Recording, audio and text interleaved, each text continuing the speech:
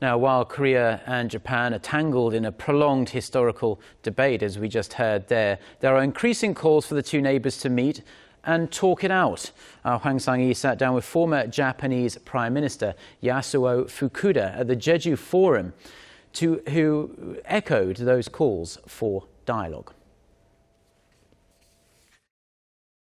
So let's begin with your assessment of Korea-Japan relations under the Park Geun administration and the Abe administration.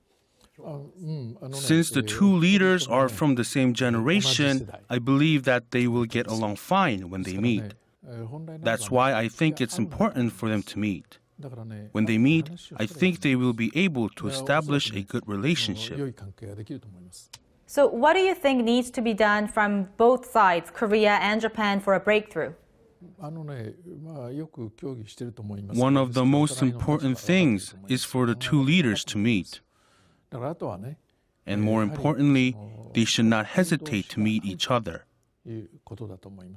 But we cannot expect one meeting to resolve all issues. This is where the public's understanding becomes important.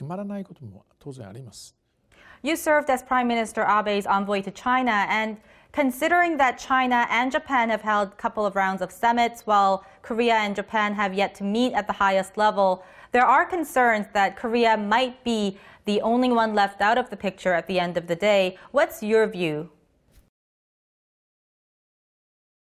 Regarding that question, didn't the leaders of Japan and China meet last November? And didn't they meet just for the sake of meeting?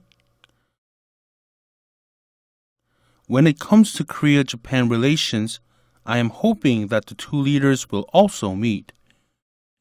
I think there is nothing more important than the two of them meeting each other. What do you think about Prime Minister Abe's use of the word human trafficking when he speaks of the comfort women? Speaking with the understanding that I am not completely aware of the two countries' thinking, Prime Minister Abe never thought about the comfort woman issue as unimportant. That's the way I understand it. What are your expectations for the so-called Abe statement that's set to be released in August? It is unnecessary for an individual to imagine what kinds of expressions will be included.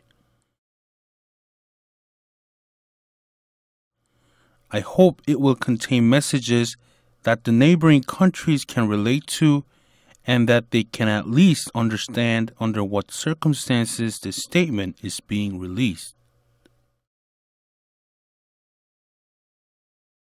Thank you, Prime Minister, for your time today. Very welcome.